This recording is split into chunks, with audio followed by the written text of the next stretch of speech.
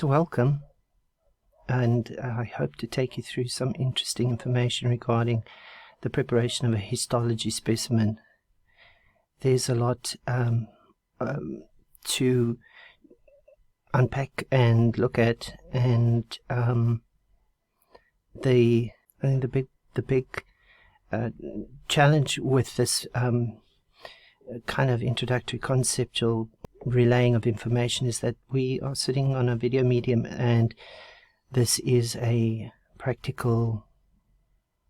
largely practical discipline. But the thing with histology is not what I'm going to share with you or what I'm going to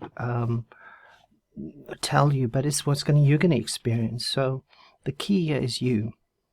This is certainly not going to be about me and the material. It's what's going to happen inside you, and this might gel for you, and this might be what you want to do one day. So, take notes, because there will be a assessment which will contribute towards your introduction to medical laboratory sciences, to your course mark.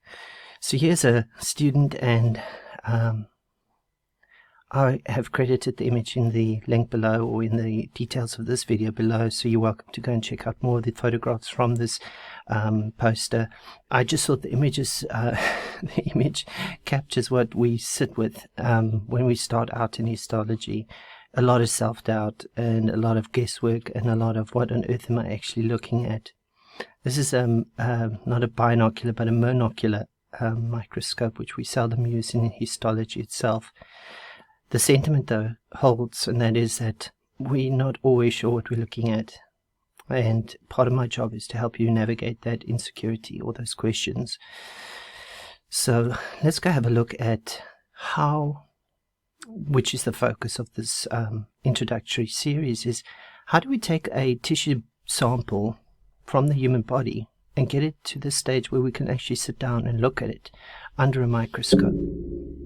What do we have to do to the tissue? What are the processes involved? What is the reactions that must happen to that tissue? And more importantly, I want you to start focusing. I know your first years, but there's nothing. The reason you're here is to help patients, right?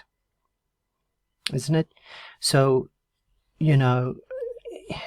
forget about the days of learning theory and just for the sake of learning theory. And what I mean by forget about those days is that there's this idea that I will sit and learn at university and then I will go and become the practitioner. That does not work. That's a pipe dream. That's a fantasy. So what I need you to do is, I need you to imagine that you are already practicing. So with everything that you hear here today and the coming lecture series, you are going to place yourself in the subjective, in the first person experience. I am doing this, I am going to be doing this, I'm going to be doing that, and try to make that effort. You're paying for this course. Have you forgotten that this is what you want to do one day?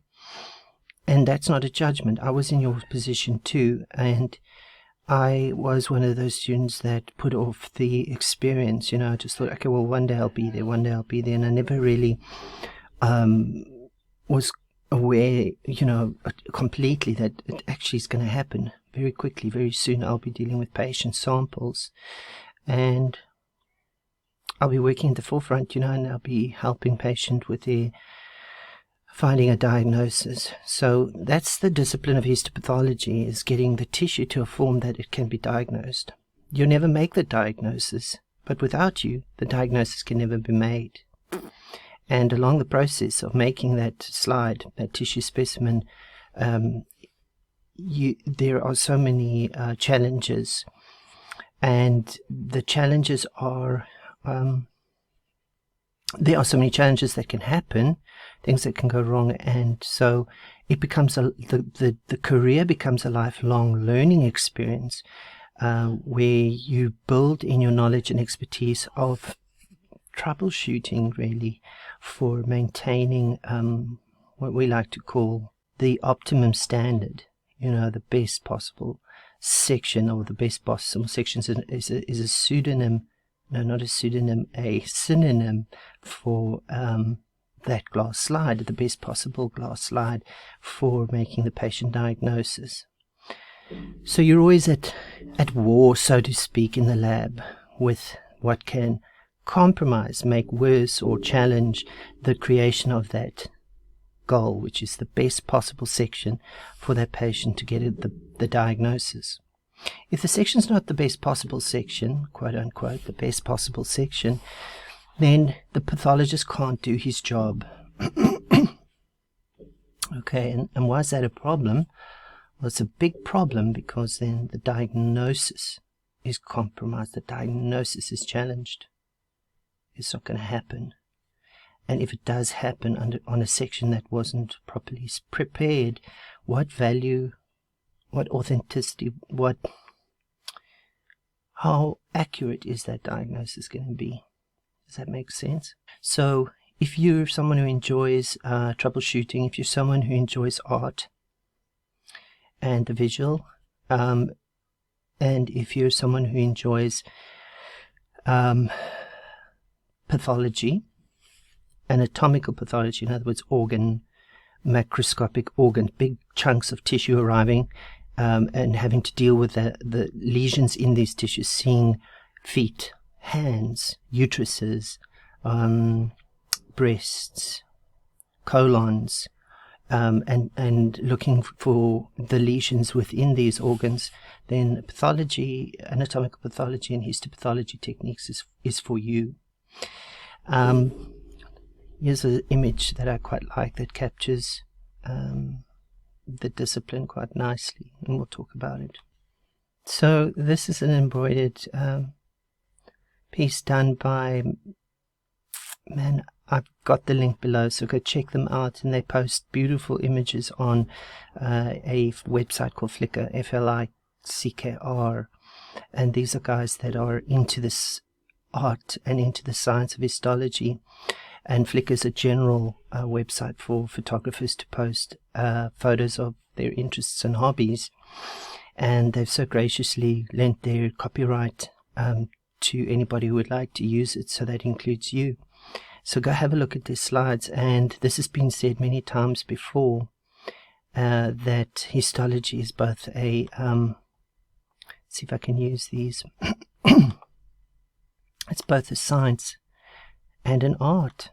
And this science aspect is, you know, what you're doing in Introduction to Pathology, but also going to, sure, you know, it's really the sum total of ClinPath imagined on into a, this is going to be tricky, it's a bit above your pay grade for now, onto the tissue morphology, all the disease states that you will learn about in chemical pathology, in hematology, hematopathology, micro, and then also the art of staining and putting color into the slide. So what they've shown here is that the slide, or the tissue, once we've got it, which I'm going to show you now in the upcoming videos, is colorless. It's really just a beigey color, and then we use specific stains. In this case it's a trichrome stain, 3 colors,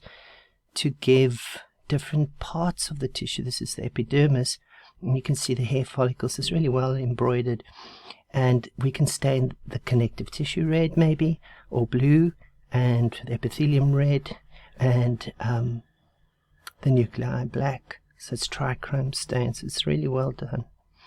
Now why it's an art is that as you practice this in your career, you'll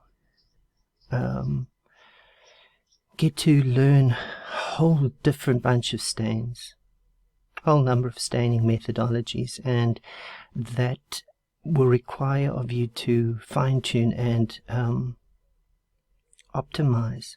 There's this English word, iteration, which means to repeat with the goal in mind of making it better. Repetition to bring something to an expert level. So you will refine it and refine it and refine it. Each time you stain it, you will look under the microscope. There will be a microscope there in the lab, and you will look under the microscope and see, how is it coming up? How am I doing? That's what I'll teach you. I will teach you the basics, and I'll say, okay, your connective tissue should be blue. And then when you're working one day, you'll look and see, am I getting connective tissue that's blue? Is it the right shade of blue? Is it not staining up the connective tissue correctly? Is it staining up more than just connective tissue? In other words, is it not selective to the connective tissue? And so on. That's the art part. And on a lighter note, these images, when photographed, are beautiful. If we look at slides like the Movat Pentachrome, and there's 5 colors in those, and if I can find an image, I will show you. They're absolutely beautiful, and they're worth framing and even putting on your wall.